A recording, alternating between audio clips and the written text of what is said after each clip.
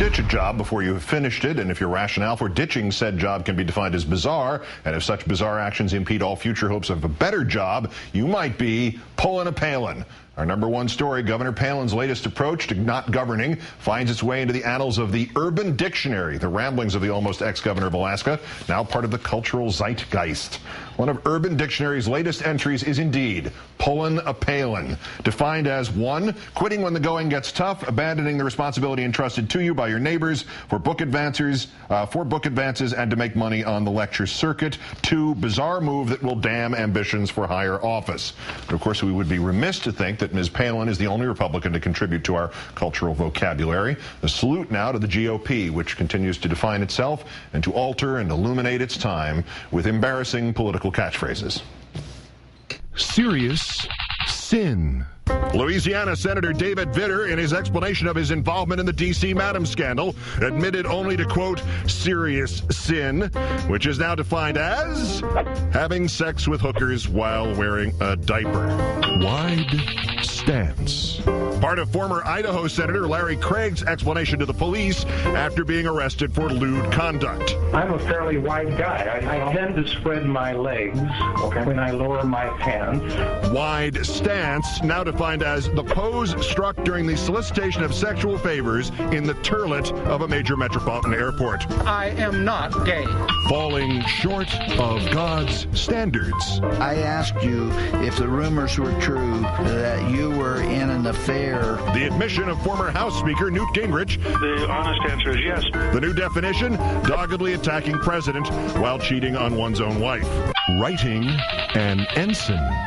Last year, I had an affair. A new phrase describing a letter written by a presidential hopeful in 3rd grade chicken scratch used to tell your mistress that you, quote, used her for your own pleasure.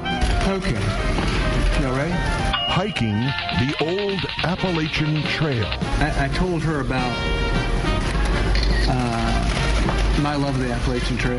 Not only a walk through the wilderness, now also South Carolina Governor Mark Sanford's code for ditching your duties as governor without telling anybody, hopping a plane to Argentina, and getting it on with a lady who is not your wife. I have seen her 3 times since then, during that whole sparking thing. Sparking. The beginning of the sexy time with the lady who is not your wife, for which there will be consequences, at least one of which will be the really uncomfortable news conferences. And as for that soon-to-be ex-governor from Alaska, quitter. I'm certainly not a quitter. I'm a fighter. Alternate definition, fighter. I think of the saying on my parents' refrigerator, a little magnet that says, don't explain, your friends don't need it, and your enemies won't believe you anyway. Refrigerator magnets. The new top campaign advisor for the great Republican hope of 2012.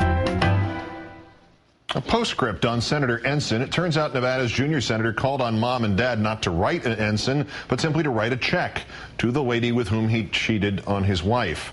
Today, the senator's attorney admitting that Ensign's parents gave the family of Mistress Cindy Hampton $96,000, 12 grand at a time.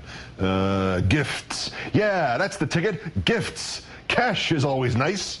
After the senator told his parents about the affair, his parents decided to make the gifts out of concern for the well-being of longtime family friends during a difficult time. The gifts are consistent with a pattern of generosity by the Ensign family to the Hamptons and others. Senator Ensign of Nevada himself kind of gift, one that keeps on giving.